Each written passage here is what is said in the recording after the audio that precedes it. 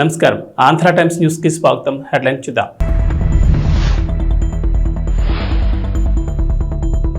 కమనీయంగా జరిగిన 7 వారాల శ్రీ కళ్యాణ వెంకటేశ్వర స్వామి వారి వార్షిక కళ్యాణం.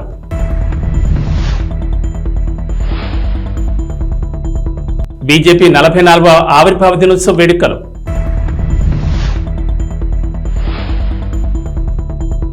యాడికి మండల కేంద్రంలోని వైసీపీలో నుంచి టీడీపీలోకి చేరికలు. కాకినాడ జిల్లా తునిలోని పెన్షన్ల పంపిణీ ఎన్నికల హీట్ని మరింత పెంచింది. జగన్ తన సొంత లాభాల కోసం వాలంటీర్లను సచివాలయ సిబ్బందిని వాడుకోవడానికి ఎన్నికల కమిషన్ చెక్ పెట్టింది. ఈ నేపథ్యంలో జగన్ రెడ్డికి భయం మొదలైంది. వెన్నులో వణుకు పుడుతోంది. తన అసమర్థత్వానికి, తన నిరంకుశత్వానికి చంద్రబాబుపై వేలెత్తి చూపిస్తున్నాడు. ఈ రోజున ప్రజలు రోడ్డు మీద నిలబడడానికి చంద్రబాబే కారణమని ఆరోపణలు చేస్తున్నాడు. ఇంటింటికి తిరిగి పెన్షన్లు పంచడానికి ప్రభుత్వ ఉద్యోగుల రూపంలో రకరకాల మార్గాలున్నా జగన్ వాటిని ఎంచుకోలేదు. సాక్షాత్తు సీఎంఏ ప్రజలను ఎండలో నిలబెట్టాడు. నేరం బాబు మీద వేయడానికి, శిక్ష ప్రజల మీద వేసి రోడ్డు మీద నడిపించాడు. ఇక్కడే మరో లోగుట్టు కూడా ఉంది. ఖజానా ఖాళీ చేశారు. బతకడం కష్టంగా ఉన్న వాళ్ళకి ఇచ్చే పెన్షన్ని కూడా శుభ్రంగా భోంచేశారు. టీడీపీ ప్రభుత్వం వస్తే ప్రజలు ఇలా రోడ్డు మీద నిలబడడానికి ఇది టీజర్ అని వైసీపీ అంటుంటే, ఇది ప్రజలను కాపాడుకోవడానికి బాబు చూపించిన నయా ట్రైలర్ అని ప్రజలు అంటున్నారు. ముందుగా పెరుమాళపురం పంచాయతీ పెద్దలకు, గ్రామస్తులకు, టీడీపీ నాయకులకు, కార్యకర్తలకు, అలాగే జనసేన నాయకులకు, జన సైనికులకు, బీజేపీ కార్యకర్తలకు, అలాగే వాళ్ళ సైనికులందరికీ నా నమస్కారం. ఇంత ఘన స్వాగతం పలికిన నాకు మీ అందరికీ నా కృతజ్ఞతలు, ధన్యవాదములు. ఇవాళ రోజున మనం చూస్తున్నాం, ఈ వైసీపీ ప్రభుత్వంలో రోజుకొక ప్రాబ్లం వస్తుంది. మొన్న డ్రగ్స్ ప్రాబ్లం అయితే ఇవాళ pension problem. TDP, Janasena, BJP ముగ్గురం ఉమ్మడిగా కోరింది ఒకటే, ప్రభుత్వాన్ని కోరింది ఒకటి. పెన్షన్ ప్రభుత్వ ఉద్యోగుల ద్వారా, లేక టీచర్స్ ద్వారా, లేక సచివాలయం ఉద్యోగుల ద్వారా పెన్షన్లు ఇప్పించాలి. వాళ్ళ వృద్ధులకి వాళ్ళ ఇంటికి వెళ్ళి మరీ ఇప్పించాలనేది కోరాము. అక్కడ ఖజానా, ప్రభుత్వం దగ్గర ఖజానా ఖాళీ అయితే ఆ నెపం టీడీపీ మీద నెట్టున్నారు. ఇది మేము తీవ్రంగా ఖండిస్తున్నాము. మళ్ళీ చెప్తున్నాం, మీరు పెన్షన్ ఇవ్వాలనుకుంటే వృద్ధుల్ని ఇబ్బంది పెట్టకుండా వాళ్ళ ఇళ్లకి తీసుకొని వెళ్ళి మరీ ఇప్పించండి. జై హింద్, జై తెలుగుదేశం. కాకినాడ జిల్లా తుని ఆర్టీసీ కాంప్లెక్స్ ప్రాంతంలో గల 7 వారాల శ్రీ కళ్యాణ వెంకటేశ్వర స్వామి వారి వార్షిక కళ్యాణం కమనీయంగా జరిగింది. తాళ్లూరు జీఎస్ స్వామి వారి మఠాధిపతులు పొడుగు వెంకట సత్యనారాయణ ప్రసాద్ ఆచార్యుల పర్యవేక్షణలో కళ్యాణం ప్రారంభమైంది. చక్కని వేదికపై స్వామి అమ్మవార్లను వేంచింపచేసి శాస్త్రపరంగా కళ్యాణం నిర్వహించారు. ఆలయ అధ్యక్షులు చేపల అప్పలరాజు దంపతులు స్వామివారికి పెండ్లి వస్త్రాలు సమర్పించగా, ఆలయ కార్యదర్శి కేసన్కుర్తి సూర్యప్రకాష్ అమ్మవారికి పట్టు వస్త్రాలు సమర్పించారు. కళ్యాణం అనంతరం వేలాదిగా వచ్చిన భక్తజనులందరికీ ఆలయ కమిటీ అన్నప్రసాద వితరణ చేసింది. లోక కళ్యాణార్థం ప్రజలందరూ బాగుండాలని, పశుపక్షాదులు బాగుండాలని ఈ పంచమ వార్షిక కళ్యాణం ఘనంగా నిర్వహించారు.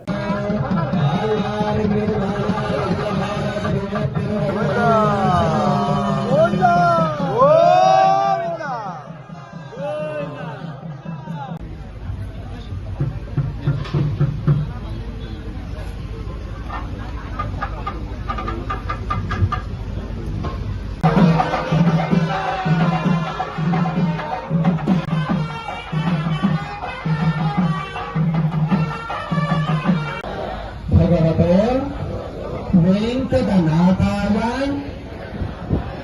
నమః. అంటే మనుషుల యొక్క వివాహం చేస్తే ఇక్కడంతా ఏం చేస్తాం, అబ్బాయికి అమ్మాయికి మధ్యలో తిరుగుతారు. కానీ ఇక్కడ మాత్రమే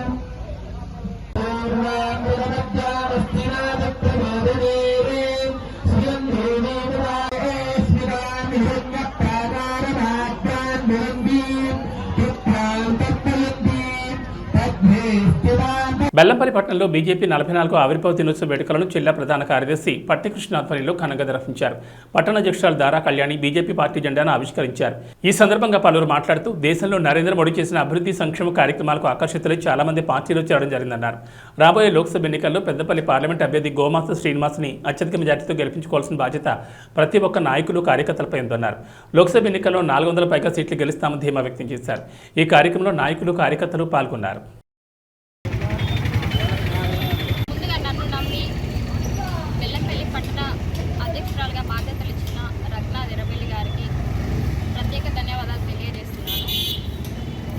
జాతీయ పార్టీ పిలుపు మేరకు మన జిల్లా అధ్యక్షుడు రఘునాథ్ వీరబెల్లి గారి సూచన మేరకు సందర్భంగా బెల్లంపల్లి పట్టణంలో భారతీయ జనతా పార్టీ జెండా ఆవిష్కరణ కార్యక్రమం జరిగింది. మాతృ సంస్థ అయిన జనసంఘ్ 1982 శ్యామాప్రసాద్ ముఖర్జీ గారితో ఆవిర్భావం చెంది 1980లో భారతీయ జనతా పార్టీగా అంత్యోదయ అనే సిద్ధాంతం ఆధారంగా ఏదైతే కేంద్ర ఫలాలు అట్టడుగు వర్గాలకు చెందాలే ప్రతి ఒక్కరికి అనే ఉద్దేశంతో దేశం first, person next, party next, person last అనే సిద్ధాంతాన్ని ముందుకు తీసుకెళ్తూ ప్రపంచంలోనే భారతదేశం విశ్వగురువుగా అవ్వాలని ఒక సిద్ధాంతం పెట్టుకొని భారతీయ జనతా పార్టీ ఏర్పడడం జరిగింది. ఈరోజు భారతీయ జనతా పార్టీ ఒకప్పుడు 3 సీట్ల నుంచి 337 సీట్లకు ఎదగడం జరిగింది. ప్రపంచంలోనే అతిపెద్ద లార్జెస్ట్ పార్టీగా భారతీయ జనతా పార్టీ ఈరోజు భారతదేశంలో కొనసాగుతుంది. రానున్న ఎలక్షన్లో భారతీయ జనతా పార్టీ ఖచ్చితంగా 400 సీట్లు గెలుస్తుందని మేము నమ్ముతున్నాము. మేము సగర్వంగా చెప్పుకుంటున్నాము.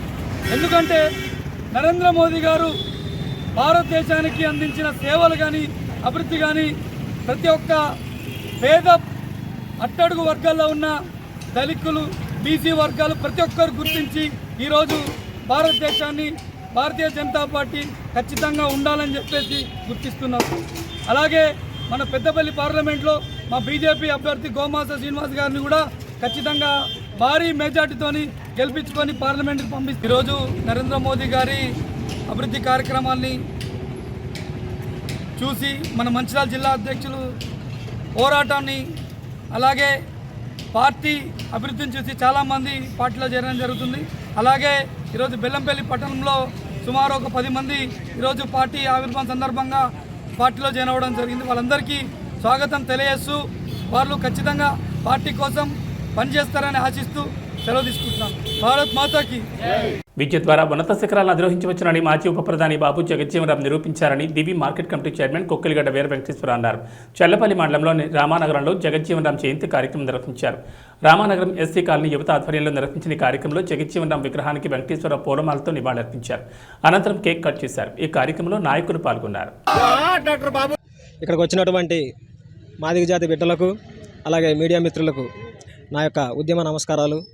కృష్ణమాదిగ గారి నాయకత్వంలో ఈరోజు బాబు జగజ్జీవన్ రావు గారి 117వ జయంతిని పురస్కరించుకుని ఈ రామానగరం అనే గ్రామంలో బాబు జగజ్జీవన్ రావు గారికి పూలమాలలు వేసి కేక్ కటింగ్ చేసి ఆయనని మా యొక్క ఆరాధ్య దైవంగా ఆరాధించుకోవడం జరిగింది. ప్రతి ఒక్క సంవత్సరం ఇలాగే జరుపుకుని ఆయన యొక్క అస్తిత్వాన్ని మేము కాపాడుకుని ఆయన మాకు చేసినటువంటి మేలుల్ని మేము గుర్తు చేసుకుంటూ ఆయనని పురస్కరించుకుంటూ ముందుకు వెళ్తామని కృష్ణా జిల్లా ఎంఆర్పిఎస్ కమిటీ తరఫున మనవి చేసుకుంటూ నాకు ఈ అవకాశం ఇచ్చినటువంటి ప్రతి ఒక్కరికి ధన్యవాదాలు. రామానగరంలో బాబు జగజ్జీవన్ రావు గారి జయంతి జరుపుకోవడం చాలా శుభపరిణామం. భారతదేశ చరిత్రలో ఆయన ఒక స్వర్ణ అధ్యాయము. ఆయన ప్రధానమంత్రి కావాల్సిన వాడు ఉప ప్రధానిగా చేయాల్సి వచ్చింది. ఆయన ఎంతో రాజనీతిజ్ఞుడు. రాజ్యాంగాన్ని బాబు సాహెబ్ గారు రాస్తే దాన్ని అమలుపరచడంలో బాబు జగజ్జీవన్ రావు గారి పాత్ర ఎంతైనా ఉంది. ఆయన ఏ పదవి చేసినా ఆ పదవికి వన్ని తీసుకొచ్చారు. ఎందుకంటే ఆయన విద్యా విధానం చూసుకుంటే చాలా కష్టపడి నిరుపేద కుటుంబం నుంచి ఉన్నత శిఖరాలకు ఎదిగాడంటే ఆయన గొప్ప చదువుకుని భారతదేశంలో మాది కులంలో అంత గొప్ప నాయకుడు అవడం ఆయన ఒక్కడికే చెల్లుబాటు అయింది. ఆయన చేస్తున్న గొప్ప గొప్ప కార్యక్రమాలు ఆయన ఎక్కడో బీహార్ రాష్ట్రంలో జన్మించి ఇప్పుడు ఇక్కడ మనం ఇంత దూరంలో ఉన్నా కూడా ఆయన్ని చేస్తున్నామంటే అంత గొప్ప స్వాతంత్ర సమరయోధుడు ఆయన. రైల్వే మంత్రిగా ఉన్నప్పుడు ఎస్సీ బోర్డులో ఒక్క రైల్వే ఎంప్లాయీ కూడా ఉండేవాడు కాదు. బోర్డులో ఉన్న వాళ్ళే వాళ్ళ కులస్తుల్ని రిక్రూట్మెంట్ చేసుకునేవాళ్ళు. ఆయన రైల్వే మంత్రిగా వచ్చిన తర్వాత ఎస్సీలు నియమించి 4వ తరగతి ఉద్యోగులుగా ఉన్న వాళ్ళని ప్రమోషన్ లేకుండా ఉండేది. క్యాంటీన్లో కూడా ఉండేవి కాదు ఆ రోజుల్లో. ఆయన ఎస్సీ కులస్తుల్ని ప్రమోషన్లు ఇచ్చి పై స్థాయికి తీసుకొచ్చిన గొప్ప మహానుభావుడు. మనం ఆయన అడుగుజాడల్లో నడవాలి. ఎందుకంటే మనం చదువులో చాలా వెనకబడి ఉన్నాము. ఇప్పుడు తరం వాళ్ళు కొద్దిగా చదువుకుంటున్నారు. చదువుకుని మంచి ఉన్నత పదవులకు వెళ్తేనే మనం సంఘంలో మంచి గుర్తింపు ఉంటుంది, మనం ప్రజాసేవ చేస్తాము. అంతేకాకుండా ఇప్పుడు మనం దేవరకోటలో కూడా మనం విగ్రహం ప్రతిష్ట చేసాము. అక్కడ క్రిస్టియన్పేటలో కూడా నేను చేశాను. మన వాళ్ళు ఎక్కడున్నా కూడా ఉన్నత శిఖరాలకు వెళ్ళాలని కోరుకుంటూ సెలవు తీసుకుంటాం. దివంగత మాజీ ఉప ప్రధాని జగజ్జీవన్ జయంతి కార్యక్రమాలను పండగ వాతావరణంలో నిర్వహించారు. గంటసాల మండల పరిధిలోని దేవరకోట గ్రామంలో జగజ్జీవన్ విగ్రహానికి గ్రామస్తులతో కలిసి దివి మార్కెట్ కమిటీ చైర్మన్ కొక్కిలిగడ్డ వీర వెంకటేశ్వరరావు పూలమాలతో నివాళులర్పించారు. ఈ కార్యక్రమంలో పలువురు పాల్గొన్నారు. బాబు జగజ్జీవన్ రావు గారు జయంతి సందర్భంగా దేవరకోటలో విగ్రహంకు పూలమాలలు వేసి నివాళులర్పించడం జరిగింది. ఆయన మహానుభావుడు. రాజ్యాంగంలో రాసిన బాబాసాహెబ్ అంబేద్కర్ రాసిన రాజ్యాంగాన్ని ఆయన తూచా తప్పకుండా ఎస్సీ సామాజిక వర్గానికి, మాది కమ్యూనిటీకి కానీ బీసీలకు కానీ ఈ వర్గాల వారి కోసం ఆయన పాటుపడ్డారు. ఆయన భారత ప్రధాని కావాల్సిన వారు ఉప ప్రధానిగా మిగిలిపోయారు. ఆ రోజున అగ్రకుల వారు చేసిన కుట్ర వల్ల ఆయన ప్రధానమంత్రి కాలేకపోయారు. ఆయన పేద ప్రజల కోసం అహర్నిశలు కష్టపడి పనిచేశారు. ఆయన ఏ పదవిని అలంకరించినా ఆ పదవికి వన్నె తెచ్చారు. భారతదేశంలో అనేక శాఖలు నిర్వహించారు. రైల్వే శాఖ నిర్వహించేటప్పుడు ఆ శాఖలో 4వ తరగతి ఎంప్లాయీస్ ఉండే ఎస్సీలే ఉండేవాళ్ళు. ఆ ఎస్సీలకి ప్రమోషన్ అనేది ఉండేది కాదు. 4వ తరగతి నుంచి ప్రమోషన్ అనేది చేయడం వల్ల ఆయన ప్రమోషన్ తీసుకొచ్చారు. ఆయన ద్వారానే ఆ ప్రమోషన్లో మంచి క్లర్క్ వరకు కూడా సూపరింటెండెంట్ వరకు వెళ్ళడానికి కూడా జరిగింది. అంతేకాకుండా రైల్వే బోర్డులో ఎస్సీ మెంబర్ అనేవాళ్ళు ఎవరు ఉండేవాళ్ళు కాదు. ఆయన వచ్చిన తర్వాత ఎస్సీ బోర్డు మెంబర్గా రిక్రూట్మెంట్ చేశారు ఎస్సీ వారిని. అంతేకాకుండా ఎస్సీలో క్యాంటీన్ విధానం కూడా ఉండేది. ఆ క్యాంటీన్ కూడా ఎస్సీలకి చేయడం జరిగింది. ఆయన టైంలోనే హరిత విప్లవం అనేది వచ్చింది. వ్యవసాయంలో కూడా అనేకమైన విప్లవాత్మక మార్పులు తీసుకొచ్చి పేద ప్రజల కోసం పాటుపడిన మహానుభావుడు. ఆయన విద్య ద్వారానే గొప్పవాడయ్యారు. ఎందుకంటే మా తోటి కోస్తున్న అందరూ కూడా మంచిగా చదువుకుని విద్యలో పైకొచ్చి నలుగురికి ఉపయోగపడేటట్లు ఉండాలి. ఎందుకంటే ఎస్సీ సామాజిక వర్గంలో వెనకబడిన వర్గం ఏదైనా ఉందంటే మాది కమ్యూనిటీ ఒకటే. దీనికి ఆయన కృషి చేశారు. ఈ టైంలో అందరూ బాగుండేది. ఇప్పుడు అందరూ కూడా చదువుకొని మంచి ప్రయోజకులయ్యి ఆయన ఆశయాలకు తోడుగా ఉండాలని కోరుకుంటూ సెలవు తీసుకుంటారు. ముఖ్యమంత్రి జగన్మోహన్ రెడ్డి మళ్లీ అధికారంలోకి రావాలని ప్రజలు కోరుకుంటున్నారని అవనిగడ్డ ఎమ్మెల్యే సింహాద్రి రమేష్ బాబు అన్నారు. మోపిదేవి మండల పరిధిలోని పెద్దకల్లేపల్లి గ్రామంలో వివిధ పార్టీలకు చెందిన పలువురు రమేష్ బాబు సమక్షంలో వైఎస్ఆర్ కాంగ్రెస్ పార్టీ తీర్థం పుచ్చుకున్నారు. పెద్దకల్లేపల్లి 1 గ్రామ సచివాలయ కన్వీనర్ అరజా వెంకటచలపతిరావు నివాసం వద్ద మండల పార్టీ కన్వీనర్ గరికపాటి వెంకటేశ్వర ఆధ్వర్యంలో పలు పార్టీలకు చెందిన 20కి పైగా కుటుంబాల పార్టీలు చేరాయి. కండువాలు కప్పి పార్టీలకు ఆహ్వానించారు. ఈ కార్యక్రమంలో పలువురు పాల్గొన్నారు. రామారావు గారు అట్లాగే తలుపుల సుధాకర్ గారు కమ్యూనిస్ట్ పార్టీ నుంచి, తెలుగుదేశం నుంచి, రాజశేఖర రెడ్డి గారి కుమారుడు జగన్మోహన్ రెడ్డి గారు అధికారంలోకి వచ్చిన తర్వాత చెప్పిన వాగ్దానాలు చెప్పినట్టు చేసి పేద ప్రజలకు ఉపయోగపడేటట్టుగా ఇళ్ళు, తినడానికి తిండి, కట్టుకోవడానికి బట్ట, పిల్లల చదువులు, ఆరోగ్యం జాగ్రత్తగా చూస్తున్నారు. ఈ పార్టీ మళ్ళీ అధికారంలోకి రావాలా, మళ్ళీ జగన్మోహన్ రెడ్డి గారు మంచిగా ఉండాలా, ఈ పేదలందరినీ ఆదుకోవాలా. ఈ అభివృద్ధి అంటే జగన్మోహన్ రెడ్డి గారు చేసింది అభివృద్ధి. మూతపడిపోతున్న గవర్నమెంట్ స్కూల్స్ బాగు చేయటం, ఊళ్ళో ఎల్ఎస్ సెంటర్ పెట్టడం, సచివాలయాలు పెట్టడం, రైతు భరోసాలు పెట్టడం, ఇదంతా అభివృద్ధేను. దాంతోపాటు గడప గడప తిరిగితే ఊరికి సచివాలయం దగ్గర 20 లక్షల రూపాయలు రోడ్లు వేశారు. మెయిన్ రోడ్లు కొంచెం కరోనా మూలంగా ఇబ్బంది పడినా మిగిలిన రోడ్లన్నీ అయిపోయినాయి. అవి కూడా ఇప్పుడు చేసుకుంటూ వెళ్తున్నారు. అన్ని రకాలుగా ఈ ప్రభుత్వం పరిపాలన బాగుందని చెప్పి చేరిన కల్లేపల్లి వాసులు అందరికీ పేరు పేరున ధన్యవాదాలు. ఇప్పుడు వైఎస్ఆర్ పార్టీలో చేరిన జనసేన కార్యకర్తలు, అలాగే సిపిఎం నుంచి చేరటం అనేది జగన్మోహన్ రెడ్డి గారు చేసిన పాలన చూసి చేరటమే కానీ ఆయన ఇచ్చే పేదవాడికి అందించిన సంక్షేమ పథకాలు, దాంతోపాటు అభివృద్ధి. దాన్ని చూసి ఇవాళ ఇందాక మనకి సిపిఎం కార్యకర్త, నాయకుడు చాలా గట్టిగా తిరిగేవాడు.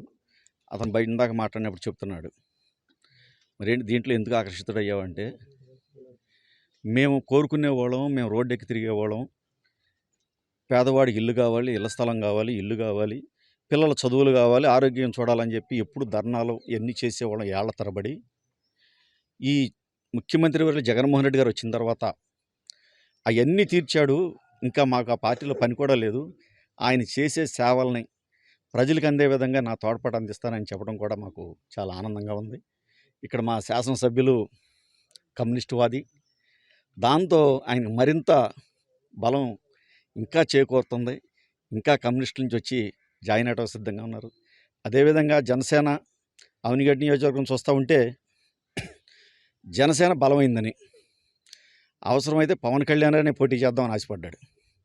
కానీ నిజంగా ఆ పార్టీలో కష్టపడి పనిచేసి పార్టీ ఎంపీగా పోటీ చేసి అదేవిధంగా పార్టీ నడిపించుకుంటూ ఉండే వాళ్ళకి సీట్ ఇవ్వకుండా సడన్గా తెలుగుదేశంలోంచి ఇచ్చి సీటు కోసం వచ్చి జనసేనలో సీటు తీసుకున్న బుద్ధప్రసాద్ గారు వాళ్ళ రాజకీయం చూస్తుంటే వాళ్ళకేమో కానీ రాజకీయాలు ఉన్న మా అందరికీ సిగ్గుగా ఉందని చెప్పి మీ అందరికి తెలియజేస్తాం.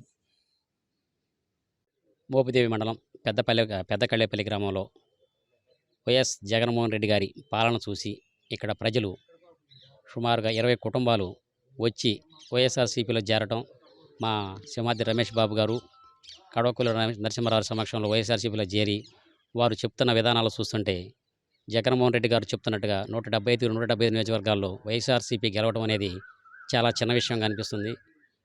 ఇక్కడ పెద్ద సంఖ్యలో అంటే సిపిఎం నుంచి కానీ టీడీపీ, జనసేన నుంచి అనేక కుటుంబాలు ఇంకా రాదలు రావడానికి మీ వెనక మేము ఉంటామని చెప్పడం చూస్తుంటే ఇక్కడ మా అందరికీ కూడా చాలా ఉత్సాహంగా ఉన్నది. ఇలాంటి పాలనని ఇంకా పెనమడం మేము చూడలేదు. పోరాటాల పట్టిమ చేసిన కమ్యూనిస్టులు చెప్పే విధానాన్ని చూస్తే ఆ రోజున మేము భూమి కోసం, విద్య కోసం, వైద్యం కోసం ఎన్నో పోరాటాలు చేసాం. అలాంటివన్నీ జగన్మోహన్ రెడ్డి గారు ఈ రోజున ఆయన అధికారంలోకి వచ్చి అడగకుండానే చేస్తున్నాడు. అలాంటి ఆయన పాలనలో ఉండడానికి ఇష్టపడుతున్నామని చెప్పి ఈ పార్టీలో చేరడం మా అందరికీ చాలా సంతోషకరంగా ఉంది. ఎందుకంటే సిపిఎం పార్టీ ఒకటి దాని ఉనికిని కోల్పోతున్న పరిస్థితి ఉంది. మా నియోజకవర్గంలో గతంలో ఎమ్మెల్యే గారు ఉన్నప్పుడు, రామయ్య గారు ఉన్నప్పుడు బాగా ఊపు మీద చేశాం. ఆ తర్వాత మమ్మల్ని నడిపించే నాయకుడు లేడు, మేము నడిచేందుకు సిద్ధంగానూ లేవు. ఇంకోటి ఏంటంటే జనసేనతో పొత్తు పెట్టుకున్నారంటే జనసేన బీజేపీతో, తెలుగుదేశంతో టైఅప్ అయింది. అలాగే ఇటు పక్కన మా వాళ్ళు ఏం చేశారు, సిపిఎం కలిసి కాంగ్రెస్తో టైఅప్ అయ్యారు. మాకు తప్పనిసరి పరిస్థితుల్లో ఓటేయాలంటే జనసేన ఒక్కటే కనపడుతున్నటువంటి పరిస్థితి ఉంది. ఈరోజు అది గెలుస్తుంది ఖచ్చితంగా. రాష్ట్రంలో మళ్ళీ అధికారంలో వచ్చేది వైఎస్ఆర్సీపీ. చాలా కాన్ఫిడెన్స్గా మేము చెప్తున్నాం. అదే ఈరోజు అందుకే వైఎస్ఆర్సీపీలో రమేష్ గారి సమక్షంలో, నరసింహారావు గారి సమక్షంలో చేరటం అనేది జరిగింది. ఈ రోజుకి నాకు పార్టీ సభ్యత్వం ఉంది. నన్ను సస్పెండ్ చేయొచ్చు కూడా రేపొద్దున. ఎందుకనంటే నేను పార్టీ సభ్యుడిగా ఉన్నవాళ్ళు చాలా విలువ, పార్టీ సభ్యత్వానికి చాలా విలువ ఉంది. పార్టీ సభ్యత్వంలో నేను ఆపేయమని చెప్పాను, డిసెంబర్కి ఆపేయమన్నా కూడా వాళ్ళు ఆపకుండా కంటిన్యూ చేశారు, నువ్వు ఉండాలి అని చెప్పి. అయినప్పటికీ నేను ఉండలేనని చెప్పి ఇప్పుడు వైఎస్ఆర్సీపీలో చేరుతూ ఈ నిర్ణయానికి నేను రావడం జరిగింది. రమేష్ గారికి, నరసింహారావు గారికి, ఇక్కడికి వచ్చిన కార్యకర్తలకి అందరికీ నేను హృదయపూర్వక ధన్యవాదాలు తెలియజేస్తూ, ప్రసిద్ధ పుణ్యక్షేత్రమైన మంత్రాలయం శ్రీ రాఘవేంద్ర స్వామి వారి మఠ ఆవరణలో పీఠాధిపతులు శ్రీ సుబుధేంద్ర తీర్థుల ఆశీస్సులతో భక్తులు ఇబ్బంది పడకుండా ఉండడానికి ఏకాదశి సందర్భంగా పలహారాలను తయారు చేశారు.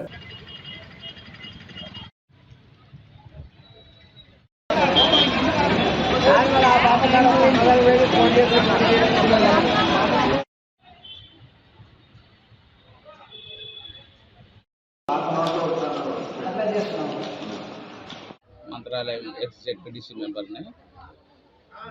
మా వారిది సంస్థ, ఈ సొసైటీ, ఈ పేపర్ ఛానల్ ప్రతి ఏకాదశికి రాఘవేంద్ర స్వామి భక్తులకు సాయంకాలం ఏకాదశి రోజు టిఫిన్ కార్యక్రమం మొదలుపెట్టినారు. ఈ ప్రతి ఏకాదశి ఇదే విధంగా సాగాలని కోరుకుంటున్నారు, దిగ్విజయం చేయాలని కోరుకుంటున్నారు. అలాగే మా వారధి సంస్థకి ప్రతి ఏటా రాఘవేంద్ర స్వామి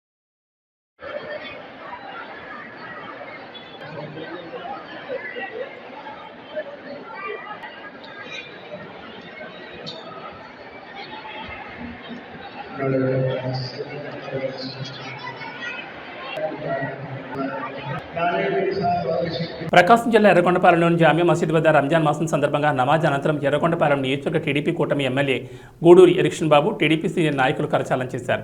ఈ కార్యక్రమంలో టీడీపీ, జనసేన, బీజేపీ నాయకులు, కార్యకర్తలు పాల్గొన్నారు.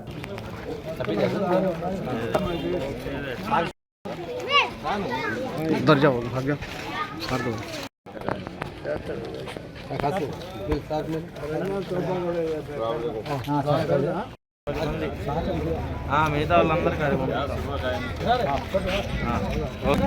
సరే వచ్చేయి, తీసుకొచ్చేయి.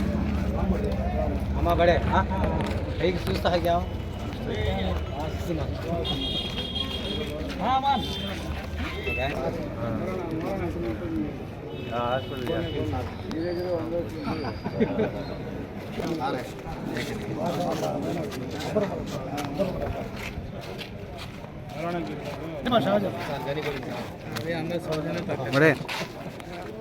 ఫిరోజీ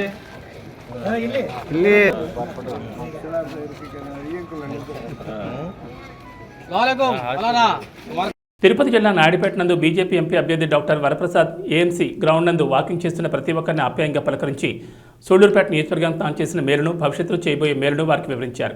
వారి వెంట నాయకులు ఉన్నారు. ఈ సందర్భంగా మాట్లాడుతూ, నేను తిరుపతి పార్లమెంట్ ఎంపీగా ఉన్నప్పుడు మన సూళ్లూరుపేట నియోజకవర్గానికి అనేక మంచి కార్యక్రమాలు చేశానని, అది మీ అందరికీ తెలుసని, భవిష్యత్తులో మీకు సేవ చేయడానికి నేను తిరిగి బీజేపీ తరఫున తిరుపతి పార్లమెంట్ నుంచి పోటీ చేస్తున్నానని అన్నారు. అదేవిధంగా సూళ్లూరుపేట నియోజకవర్గ తెలుగుదేశం పార్టీ నుంచి ఎమ్మెల్యే అభ్యర్థిగా డాక్టర్ నెలవల విజయశ్రీని మీరందరూ అత్యధిక మెజార్టీతో గెలిపించి ఆశీర్వదించాలని కోరారు.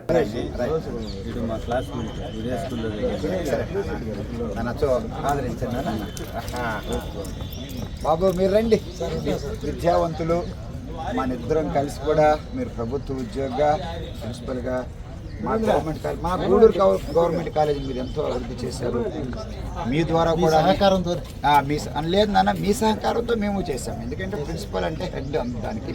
మీరు ఆయన కూతురికి విజయసాయి గారు రేపు ఎమ్మెల్యేగా, అభ్యర్థిగా తెలుగుదేశం నిలబడడానికి అవకాశం ఇచ్చారు. నన్ను తిరుపతి ఎంపీగా, ఆ బిడ్డని విజయసాయిని నాకు బిడ్డ సమానురాలు, వారిని సూళ్లూరుపేట నియోజకవర్గానికి ఎమ్మెల్యేగా, ఉమ్మడి అభ్యర్థిగా తెలుగుదేశం వైపు చేసి అక్కడ మోడీ గారిని ప్రధానమంత్రిగా, ఇక్కడ చంద్రబాబు నాయుడు గారిని ముఖ్యమంత్రిగా చేయమని చెప్పి కోరుతున్నా. ఒకవేళ తెలియని పొరపాట్లు ఏమైనా చేసి ఉండుంటే, ఒకవేళ తెలుగుదేశంలో ఉన్నప్పుడు నేను అనకూడదు ఆ మాట, అనుకుని ఉంటే ప్రజలు నేను కోరుతున్నా. వారు చాలా అనుభవంతులు. వారు చేసింది ఒకటే, ఏమంటే చంద్రబాబు గారు రెండు కళ్ళుగా భావించారు, సంక్షేమము, అభివృద్ధి కూడా. అనుభవంతుడు కనుక కేంద్ర ప్రభుత్వం నుంచి కూడా ఇప్పుడు మేము తీసుకొస్తాము. అలాగే ఇక్కడ నుంచి ప్రపోజల్స్ వెళ్ళవలసినవి చాలా ఉన్నాయి. తీర ప్రాంతాల్లో ఎన్నో అభివృద్ధి చేయవలసి ఉన్నాయి. పులికాట్ లేకులో ముఖద్వారాలు ఓపెన్ చేయవలసిన అవసరం ఉంది. ఆ రోజుల్లో నేను ప్రతిపక్షంలో ఉన్నాను, అవకాశం లేదు. ఇప్పుడు తప్పనిసరిగా మోడీ ప్రభుత్వం, బీజేపీ ప్రభుత్వం, కేంద్ర ప్రభుత్వంలో వస్తుంది. ఇక్కడ మమ్మల్ని గెలిపిస్తే ఇక్కడ ఎమ్మెల్యే అభ్యర్థులు కూడా చాలా ఎన్డీఏ అభ్యర్థులను తప్పనిసరిగా గెలిపించండి. మేము పనిచేయాలంటే అలా రాష్ట్ర ప్రభుత్వం కూడా మాకు అండగా ఉండాలి. అన్ని ప్రపోజల్స్ అక్కడి నుంచే వెళ్ళాలి. సో అందుకే ప్రజలకి భోజనాలు కావాలి, సంక్షేమ పథకాలు వద్దని ఎవరు అంటలేదు. ఆ సంక్షేమ పథకాలు పెట్టాను కదగా కనుక రాష్ట్ర సంపద పెట్టి మళ్ళీ రాష్ట్ర సంపద ప్రజలకు ఇచ్చేసిన తర్వాత నేను చేసుకున్నానండి. ఎవరు తాతగారు సొత్తు ఎవరు పెట్టలేదయ్యా. అక్కడ ప్రజల సొమ్ము తీసుకొచ్చి పెట్టారు. ఆయనేమో అదే డబ్బులు, అదే 2 లక్షల కోట్లు ఉంటాయి ఎవరికైనా కూడా. చంద్రబాబు గారు ఏం చేశారంటే చక్కగా ఆలోచనతో, అనుభవంతో సగం సంక్షేమ పథకాలు పెట్టారు, మిగిలిన సగం అభివృద్ధికి పెట్టారు. మీరేం చేస్తున్నారు? బీసీలు, ఎస్సీలని ఒక ఓట్ బ్యాంక్ లాగా తయారు చేయడానికి అని చెప్పేసి అలా అని చెప్పి తెలియజేస్తున్నాను. ఆదరించండి, ఎన్డీఏ ఉమ్మడి అభ్యర్థుల్ని ఆదరించమని చెప్పి. ఇవి బులెటిన్ విశేషాలు. నమస్కారం.